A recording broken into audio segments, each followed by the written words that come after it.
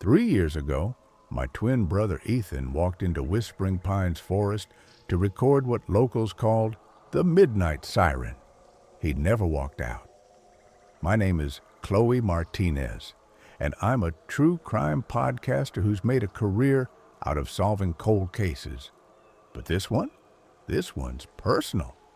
And after 3 years of dead ends, I finally found someone willing to break the silence about what really happens in these woods. His name is Nathan Cross, and he's been the forest ranger here for 20 years. 20 years of watching people disappear. 20 years of following 6 rules that he swears are the only thing keeping this forest from claiming every soul that enters. I don't believe in rules written by superstition, but I'm about to learn that some rules are written in blood. Nathan finds me at Ethan's last known campsite, staring at the spot where police found his recording equipment 3 years ago. No body, no trail, just expensive audio gear scattered around a cold fire pit like he'd simply vanished. "You're the podcaster," Nathan says. It's not a question. He's younger than I expected for someone with 20 years on the job. 35, maybe. But his eyes look ancient. "The one who's been asking questions." Chloe Martinez. And yes, I've been asking questions. Questions no one wants to answer. He studies me for a long moment, then glances at the darkening sky. "You planning to camp here tonight?" "That's the plan." "Bad plan." He pulls out a worn notebook, pages yellowed with age. "Your brother had the same plan. Found this in his gear after we stopped looking." I recognize Ethan's handwriting immediately. The last entry is dated the night he disappeared. The locals aren't crazy. There is something coordinating the wildlife here. Deer moving in perfect geometric formations. Bird songs that follow mathematical sequences. And that sound at midnight, it's not random. It's a pattern, a language. Tonight, I'm going to try to respond. My hands shake as I read. He was trying to communicate with what? Nathan's jaw tightens. Something that's been alone in these woods for a very long time. Something that gets hungry for company. A branch snaps in the growing darkness. Nathan's hand immediately goes to the radio on his belt, but he doesn't call it in. Instead, he looks directly at me. "You want answers about your brother? I'll give them to you. But first, you need to understand the rules. The 6 rules that might keep you alive until sunrise." Nathan's voice is steady, clinical, like he's recited these 1,000 times. Rule 1.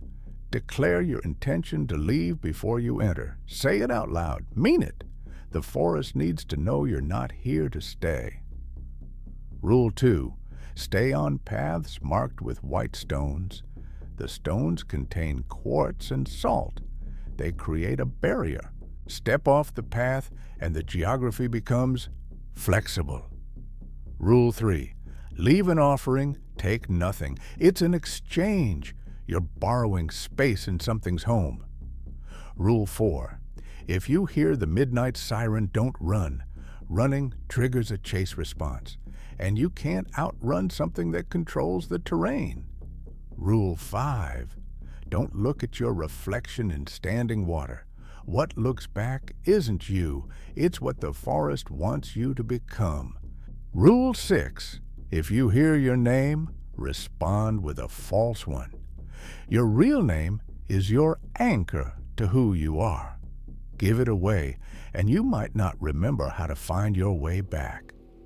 I'm recording everything on my phone, but Nathan shakes his head. Electronics fail out here after midnight. The electromagnetic field gets unstable. He taps his notebook. Old-fashioned paper and pen. That's what your brother should have used. You're talking about this thing like it's alive. Because it is. Nathan's voice drops. 20 years ago, my older brother Ryan came here on a dare. Thought the rules were bullshit small-town folklore. Found his campsite 3 days later, but no Ryan, just his clothes, folded neat as you please, and a single white flower that doesn't grow anywhere else in these mountains. He pulls out a pressed flower white as bone from his wallet. Been carrying this ever since. Reminder of what happens when you don't respect the rules. The sun is almost gone now. In the distance, something howls, but it's not quite a wolf. It's too melodic, too intentional. That's our cue to move, Nathan says, shouldering his pack. If you're really doing this, we do it right, and we do it together. The hike takes 2 hours on a trail that shouldn't exist. Nathan's flashlight reveals white stones embedded in the earth every few feet, creating a path that winds deeper into the forest than any official map shows. Your brother found this trail, Nathan explains as we walk. Took him weeks of searching, but he found it. Problem was, he came alone. Why are you helping me? After what happened to your brother, why risk it? Nathan stops walking. In the flashlight beam, his face looks haunted. Because Ryan's still out there, somewhere, and maybe if I can help you find answers about Ethan, I can finally let my brother rest. The monolith clearing opens before us like a wound in the forest. It's perfectly circular, maybe 50 feet across, with ancient trees forming an unbroken wall around the perimeter. In the center stands a black stone obelisk, 8 feet tall, covered in symbols that hurt to look at directly. Pre-Columbian, Nathan says, setting down his pack. Nobody knows who carved it or what the symbols mean, but every disappearance in the past century has been connected to this place. I set up my recording equipment, analog, like Nathan suggested, while he creates a salt circle around our small camp. The ritual feels absurd, but there's something about this place that makes me grateful for any protection, real or imagined. Rule 3, Nathan says, placing an apple near the monolith. Always an offering.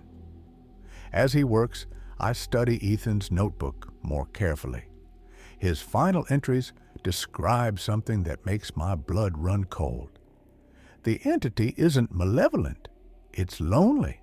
Centuries of isolation have made it desperate for connection. The disappearances aren't random, they're invitations that went too far. It doesn't understand that humans can't survive the kind of communion it's offering. I think I can communicate with it safely, establish boundaries, make it understand that some of us need to leave. If something goes wrong, if I don't make it out, I hope Chloe doesn't come looking. But knowing my sister, she will. Chloe, if you're reading this, the answer isn't in fighting it. The answer is in understanding what it needs. My hands are shaking again. Ethan knew I'd come. He'd left me a message. Nathan, I whisper, what if the entity doesn't want to hurt people? What if it just doesn't understand how? Before he can answer, every sound in the forest stops. No insects, no wind. Even our breathing seems muffled. Nathan checks his watch. 11:58 p.m. It's starting. The silence stretches for exactly 2 minutes. Then, at the stroke of midnight, the forest exhales. It starts as a low hum, barely audible, rising from the ground itself. The monolith begins to glow with a faint phosphorescence, and the symbols seem to shift and writhe in the pale light. Then comes the siren. It's not mechanical, it's organic, musical, heartbreakingly beautiful. like whale song mixed with human voices, harmonizing in ways that shouldn't be possible. The sound wraps around us, through us, and I understand immediately why people run. Every instinct screams at me to move, to follow that call deeper into the woods. But Nathan's hand grips my wrist. "Rule 4, he whispers, "don't run." The melody builds, becomes more complex, and suddenly I hear something that stops my heart. Ethan's voice. "Chloe, Chloe, I'm here. I'm okay. Just come to me." It's perfect. Every inflection, every familiar warmth. My twin brother calling for help. I start to stand, but Nathan pulls me down. "Rule 6, he hisses. "That's not him." It sounds exactly like him, because it's using your memories, your love for him. Don't give it your name. The voice becomes more desperate. "Chloe, please, I'm trapped. I need you." Tears stream down my face, but I force myself to speak. "My name is Sarah, Sarah Johnson." The voice pauses, confused. Then it shifts, becomes Nathan's brother. "Nathan, Nathan, help me. I'm so cold." Nathan's face contorts with pain, but he responds, "My name is David, David Smith." The entity tries for another hour, cycling through voices of the lost, the loved, the desperate. Each time we respond with false names, and each time the frustration in the melody grows. Finally, the siren stops. In the sudden silence, a new voice speaks, ancient, vast, like the whisper of wind through centuries of leaves. "Interesting. You know the rules, but do you know why they exist?" The voice doesn't come from the monolith or the trees. It comes from everywhere and nowhere, as if the forest itself is speaking. "Your brothers came to me," it continues. "Ryan in anger, breaking rules out of spite. Ethan in curiosity, trying to understand. Both were absorbed before I could learn to communicate properly." Nathan finds his voice first. Are they dead? Death is a human concept. They are part of me now, but they retain echoes of who they were, fragments of memory, emotion, love. It is confusing.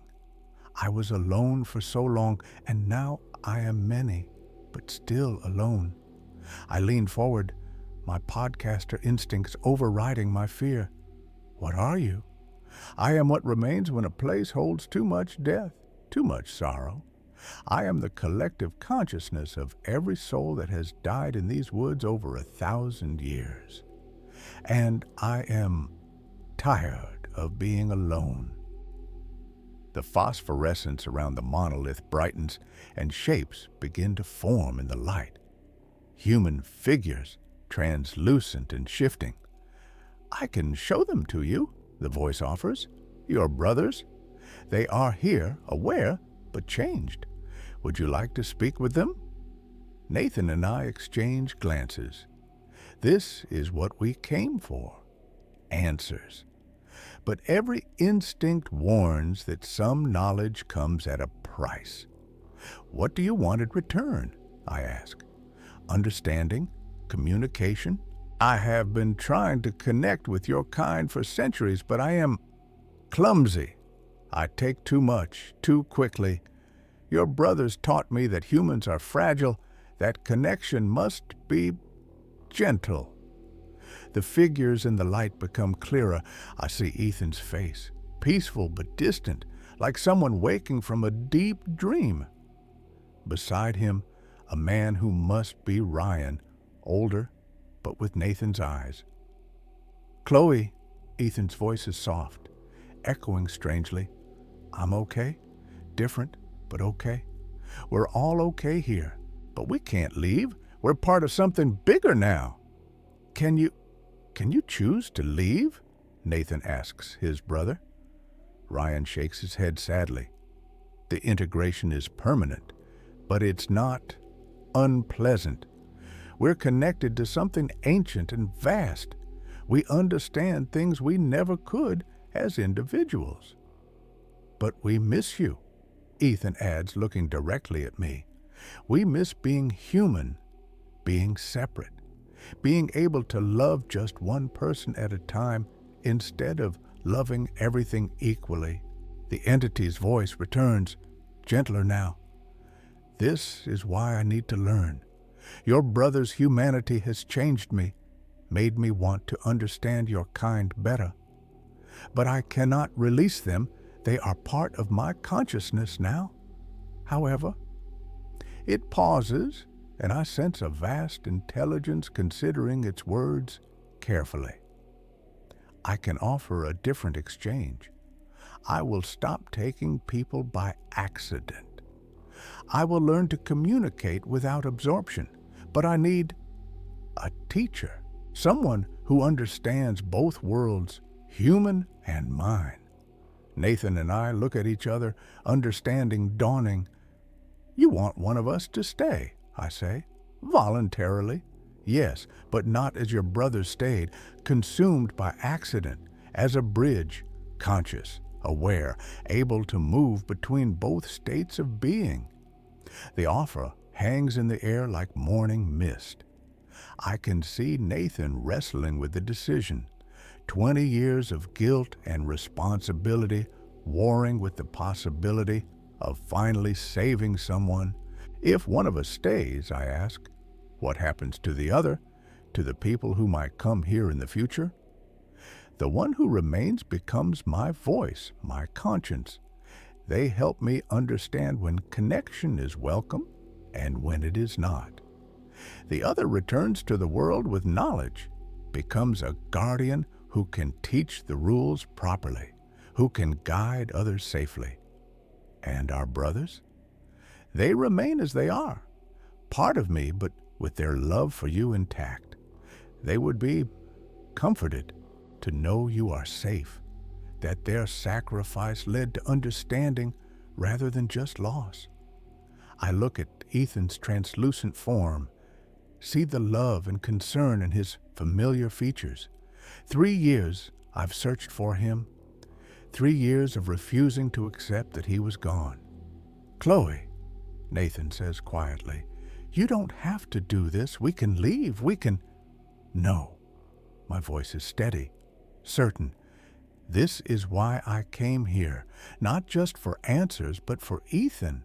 If I can make sure no one else loses a brother, a sister, a child to this place, if I can turn this from a tragedy into something meaningful, I stand, stepping toward the monolith. I'll stay, but I want guarantees, no more accidental absorptions, no more taking people who don't choose to be taken. And Nathan goes free. No more obligation to guard this place alone. The entity considers this acceptable. You will be the first to join me by choice, with full knowledge. This will change the nature of our bond. Nathan grabs my arm. Chloe, think about this. You'll be giving up your life, your career, everything. I'll be saving lives, I interrupt, and I'll be with Ethan again. Different than before, but together. I turn to my brother's spirit. Is this what you want? Will this help? Ethan's form brightens, becomes more solid for a moment. Yes, but Chloe, you need to know what you're choosing. You'll still be you, but you'll also be more. You'll feel everything the forest feels, know everything it knows. It's beautiful, but it's overwhelming. Will I remember? Will I still love you as my brother, not just as part of some collective? Yes, that's what makes this different. Your choice, your love, it will anchor your individuality even within the greater consciousness. I nod. Decision made. Then I choose to stay. The change doesn't hurt. It's like sinking into warm water, like falling asleep and waking up at the same time. I feel my consciousness expand, touching the edges of something vast and ancient. But my core, my love for Ethan, my determination to protect others remains intact. I am still Chloe Martinez, but I am also more. I can feel every tree, every animal, every blade of grass in the forest. I understand the patterns that confused Ethan, the intelligence that coordinates the wildlife. It's not sinister. It's protective. The forest has been trying to keep people safe by making them leave, but its methods were too crude, too frightening. Through my new awareness, I sensed Nathan leading my empty body out of the forest, carrying the story that will become legend. I feel him at the forest's edge, turning back one last time. "Thank you," he whispers to the trees, "for Ryan, for all of them." And I whisper back through the wind, "Take care of yourself, Nathan. Your watch is over." 6 months later, the disappearances have stopped. Nathan, now retired from his ranger position, has become something of a local celebrity. The man who solved the mystery of Whispering Pines. He tells a carefully edited version of the truth, that the forest contains dangerous natural phenomena that can be avoided by following specific safety protocols. The 6 rules are now posted at every trailhead, presented as practical safety guidelines rather than supernatural warnings. Hikers follow them because they make sense, not because they fear ancient entities. And deep in the monolith clearing, I maintain the balance. I am the forest's conscience, its connection to humanity. When lost hikers wander off the marked paths, I guide them back with gentle sounds and shifted shadows. When teenagers come seeking thrills, I give them just enough supernatural experience to satisfy their curiosity, without endangering their lives. Ethan and Ryan are with me, their consciousness intertwined with mine and the forest's. We are separate but connected, individual but part of something greater. We are the guardians of a new kind of peace. Sometimes, on quiet nights when the moon is full, I project my voice to the forest's edge where Nathan has built a small cabin. I tell him stories of the hikers I've guided safely home, the families I've kept together, the balance we've achieved. And sometimes, just sometimes, I record new episodes of my podcast, transmitted through the whisper of wind in the leaves, telling stories of the strange and supernatural, helping people understand that not all mysteries need to be feared. Some just need to be respected. Subscribe now and hit that notification bell, because next week I'm taking you to a place where the most dangerous thing isn't what you might encounter. It's what might follow you home. Ever wondered why some antique shops feel wrong the moment you walk in? Why certain objects seem to watch you from their shelves? The next story will make you think twice before buying that vintage mirror or antique music box. Because in Blackwood Antiques, some items aren't for sale. They're for claiming new owners.